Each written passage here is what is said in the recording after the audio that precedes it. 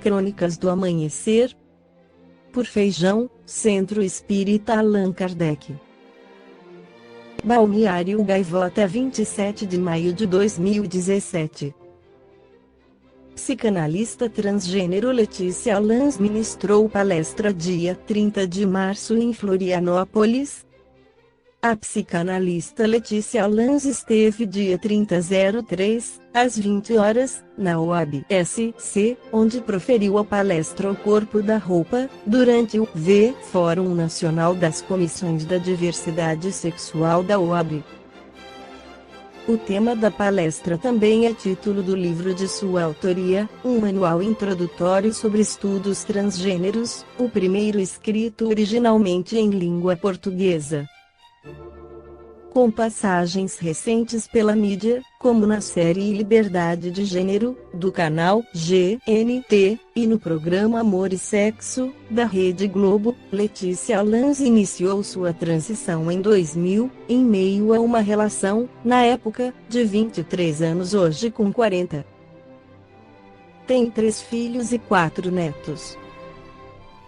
Durante a palestra, a psicanalista abordou temas que considera fundamentais dentro da área de estudos transgêneros. Eu sempre gosto de falar sobre os conceitos verdadeiramente básicos da área, como é o caso de sexo, gênero e orientação sexual, que considero o ponto de partida para discussões maiores e mais amplas, explica.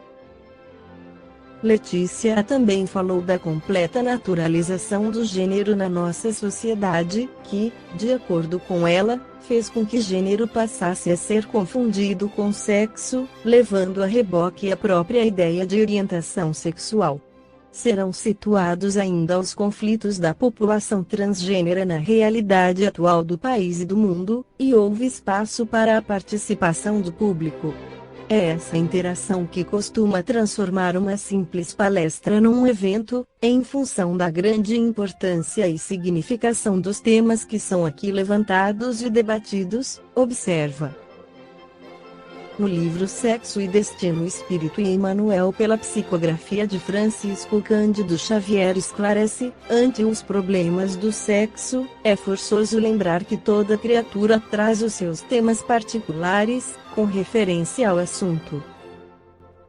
Atendendo à soma das qualidades adquiridas, na fieira das próprias reencarnações, o espírito se revela, no plano físico, pelas tendências que registra nos recessos do ser, tipificando-se na condição de homem ou de mulher, conforme as tarefas que lhe cabe realizar.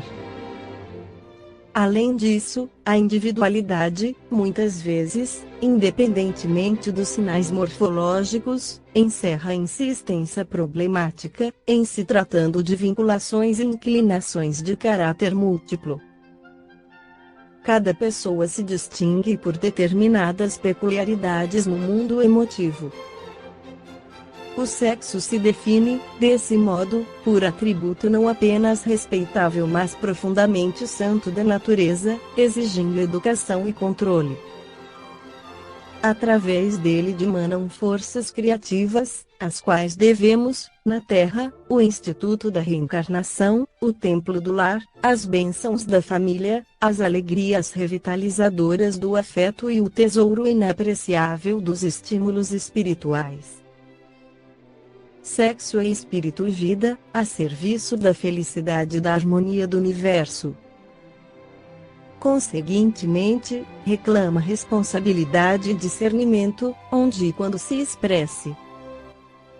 Por isso mesmo, nossos irmãos e nossas irmãs precisam e devem saber o que fazem com as energias genésicas, observando como, com quem e para que se utilizam de semelhantes recursos, entendendo-se que todos os compromissos na vida sexual estão igualmente subordinados à lei de causa e efeito e, segundo esse exato princípio, de tudo o que dermos a outrem, no mundo afetivo, outrem também nos dará.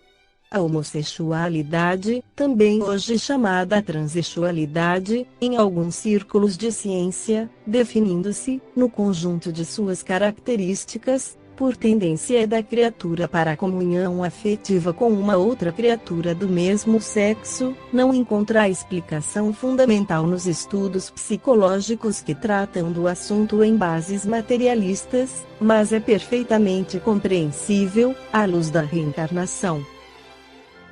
Observada a ocorrência, mas com os preconceitos da sociedade, constituída na Terra pela maioria heterossexual, do que com as verdades simples da vida, essa mesma ocorrência vai crescendo de intensidade e de extensão, com o próprio desenvolvimento da humanidade, e o mundo vê, na atualidade, em todos os países, extensas comunidades de irmãos em experiência dessa espécie, somando milhões de homens e mulheres, solicitando atenção e respeito.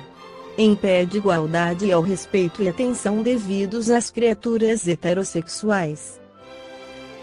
A coletividade humana aprenderá, gradativamente, a compreender que os conceitos de normalidade e de anormalidade deixam a desejar quando se trate simplesmente de sinais morfológicos, para se erguerem como agentes mais elevados de definição da dignidade humana, de vez que a individualidade, em si, exalta a vida comunitária pelo próprio comportamento na sustentação do bem de todos ou a deprime pelo mal que causa com a parte que assume no jogo da delinquência. A vida espiritual pura e simples se rege por afinidades eletivas essenciais. No entanto, através de milênios e milênios, o espírito passa por fileira imensa de reencarnações, ora em posição de feminilidade, ora em condições de masculinidade, o que sedimenta o fenômeno da bissexualidade, mais ou menos pronunciado, em quase todas as criaturas. Continua o espírito em Emmanuel, o homem que abusou das faculdades genésicas, arruinando a existência de outras pessoas com a destruição de uniões construtivas e lares diversos, em muitos casos é induzido a buscar nova posição, no renascimento físico, em corpo morfologicamente feminino, aprendendo, em regime de prisão, a reajustar os próprios sentimentos, e a mulher que agiu de igual modo é impulsionada à reencarnação em corpo morfologicamente masculino, com idênticos fins. E, ainda, em muitos outros casos, espíritos cultos e sensíveis, aspirando a realizar tarefas específicas na elevação de agrupamentos humanos e, consequentemente, na elevação de si próprios, rogam dos instrutores da vida maior que os assistem à própria internação no campo físico, em vestimenta carnal oposta à estrutura psicológica pela qual transitoriamente se definem. Escolhem com isso viver temporariamente ocultos na armadura carnal, com o que se garantem contra arrastamentos irreversíveis, no mundo afetivo, de maneira a perseverarem, sem maiores dificuldades, nos objetivos que abraçam. Observadas as tendências homossexuais dos companheiros reencarnados nessa faixa de prova ou de experiência, é forçoso se lhes dê amparo educativo adequado, tanto quanto se administra a instrução à maioria heterossexual. E para que isso se verifique em linhas de justiça e compreensão, caminha o mundo de hoje para mais alto entendimento dos problemas do amor e do sexo, porquanto, à frente da vida eterna, os erros e acertos dos irmãos de qualquer procedência, nos domínios do sexo e do amor, são analisados pelo mesmo elevado gabarito de justiça e misericórdia. Isso porque todos os assuntos nessa área da evolução e da vida se especificam na intimidade da consciência de cada um. Esta foi a crônica do amanhecer de 27 de maio, por Feijão.